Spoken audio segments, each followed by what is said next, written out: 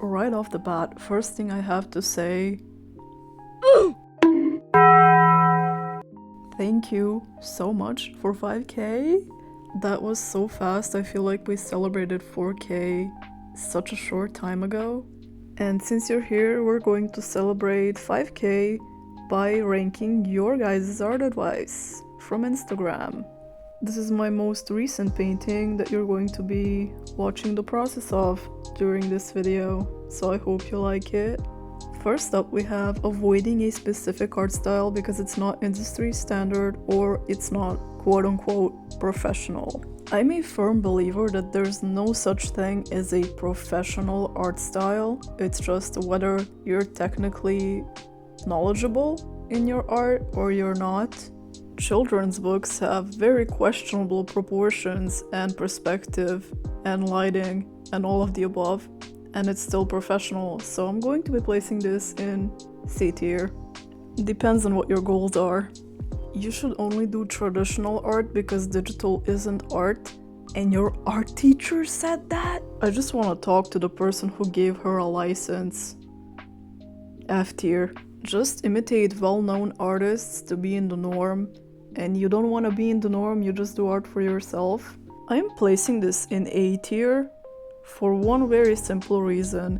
Art doesn't always have to be for a career, it can just be a hobby and it's just as valuable and it adds just as much to your life. So that's definitely something you should keep in mind. The reason it's not an S tier is because it's not applicable to everybody. Some people want to make a career out of it, and in that case you should definitely not copy but take inspiration from artists you admire. It's a great way to improve.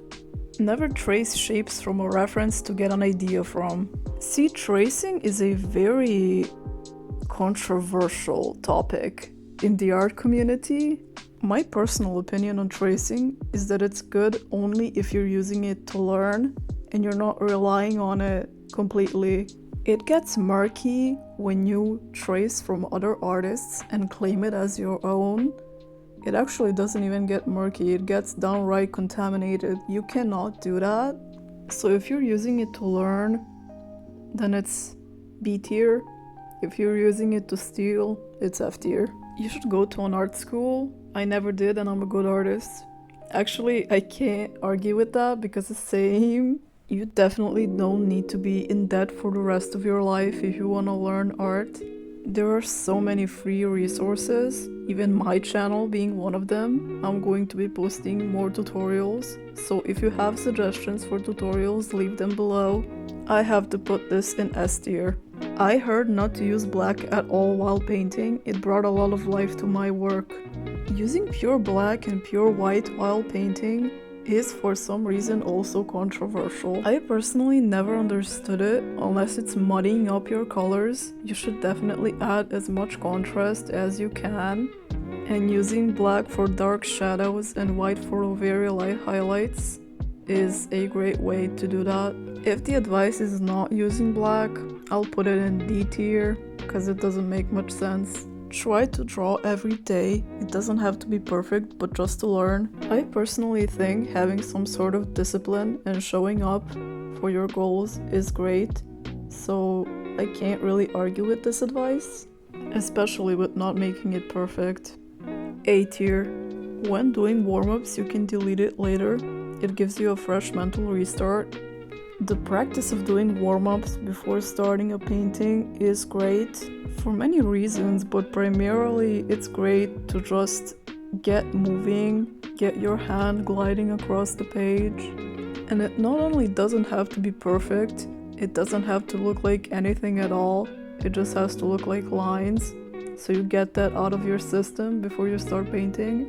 This is great advice, S tier. Use stabilizer and quick swipe method if you have shaky hands. By all means, it's a great tool if you can't steady your hands at all. So I'm putting this in A tier solid. F tier, you need to leave. I swear, is this just kind of like your guys' way of rage baiting me, or I mean S tier rage bait, but nothing else. That's it from the question sticker I put on my story. That's all your guys' art advice I was able to rank today. Y'all had some solid takes. I'm proud of all of you. The examples I was joking about are actually my fault. I asked you guys to put some bad art advice you've heard, and you delivered on that too, so... One of you also sent me a message with kind of more of a tutorial, so I will be showing that video they sent me. They say contrast and lighting adjustments make metal look better, so I actually agree. This looks pretty nice. So here's the way they do that. Their account is private, so I'm guessing they want to remain anonymous. If you see this, hey, you can obviously leave your stuff in the comments. That's it for today's video. Thank you for watching. Don't forget to sub for more, and I'll see you later. Bye!